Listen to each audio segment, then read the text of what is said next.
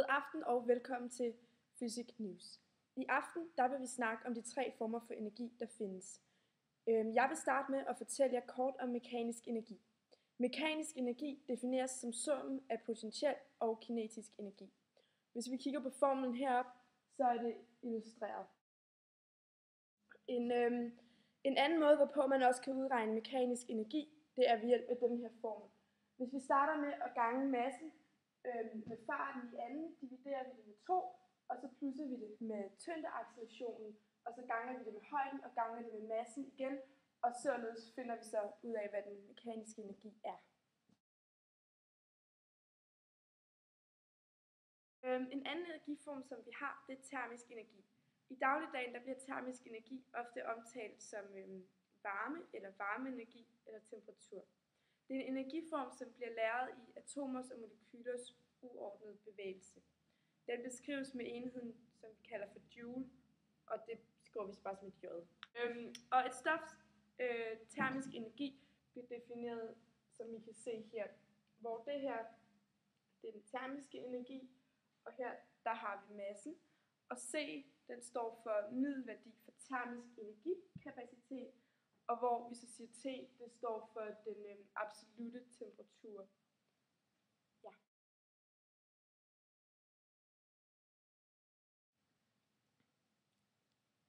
Ja, og den tredje energiform, som vi kommer ind på i dag, det er elektrisk energi, eller elenergi. Og elektrisk energi er en form for energi, som knytter sig til positionen af elektrisk ladning i et elektrisk felt. Og elektrisk energi er af høj kvalitet i den forstand, at den kan omdannes fuldstændig til andre energiformer ved hjælp af en transducer. Og hvis vi så ser på den omsatte elektriske energi, så i det elektriske kredsløb er den effekt, hvormed en komponent omsætter elektrisk energi ved P er lige med UI, hvor U det så er spændingsfaldet over komponenten, og I er strømstyrken gennem komponenten. Og det følger heraf, at man kan beregne den elektriske energi, som en komponent omsætter i tiden, og det er så tiden den her, ved hjælp af denne her form. Ja. Og så siger jeg tusind tak for i aften, og tak fordi I ville se med. Det gør os altid så glade.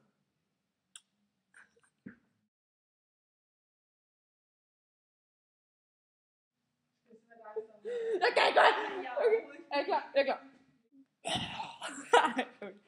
Ja, men du skal klippe i det, så du får det rigtig sjovt. Ja. Ja.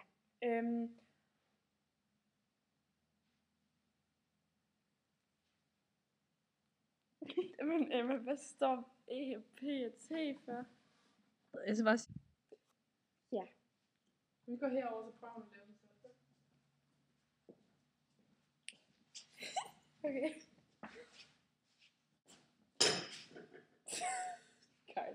Okay. Og mekanisk energi. For helvede, Christine, nu gik det så godt. Og skal jeg prøve lige Ja, vi går. Så står han selv. Så du får mærke, hvis du griner dig selv. Ja.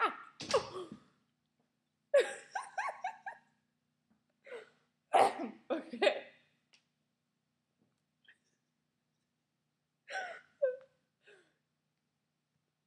Gud at koncentrere os om mekanisk energi. Nej, jeg prøver det igen.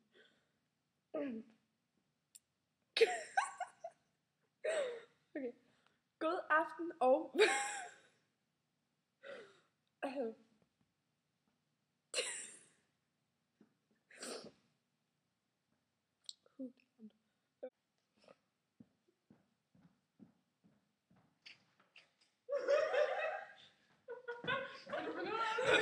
Man kunne bare fjerne sådan som hedder således. Hvis vi starter med at sige massen gange farten i anden, så dividerer vi det med 2, og så plusser vi det med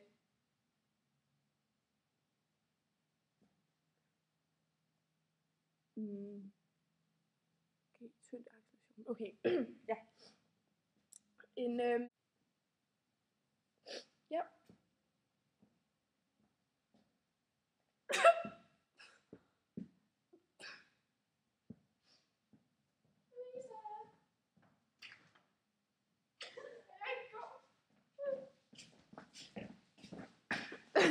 hvor E, det er altså E er ikke Emma, vel? Men nu prøver vi lige igen. Ja. Ej, hvor er den sjov. Okay, Emma, jeg prøver lige igen. Ja. Vil du ikke sidde der, og så rigtig sød ud, bare i bagsiden, og sådan mega random. Overvej, hvis den pludselig bare var en, der sad der. Bare sådan lige pludselig komme ind.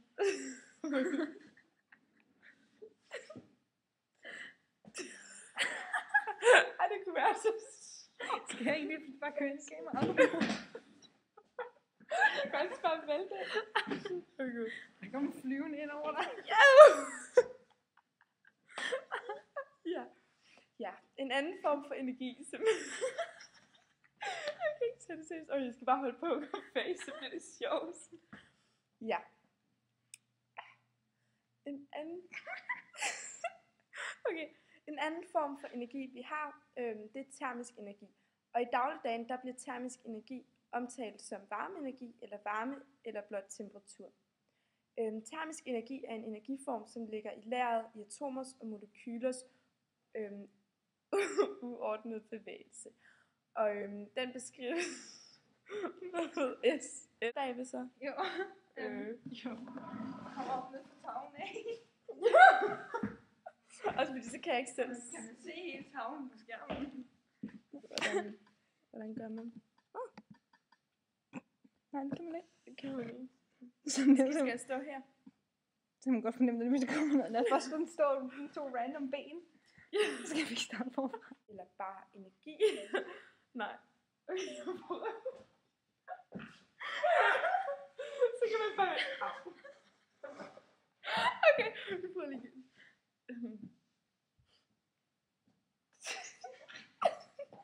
Okay, 2 sekunder. Prøv lige at starte forfra. Nu. Mens en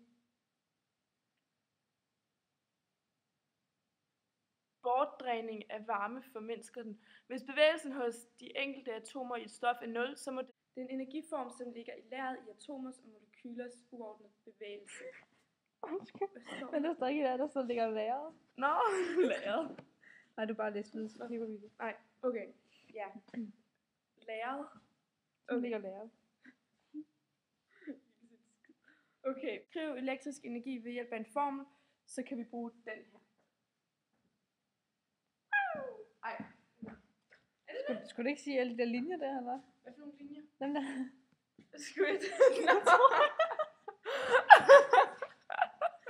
Og den 51. Altså bare sådan, vi dropper lige alt det, som jeg sagde før. Jeg fik det godt.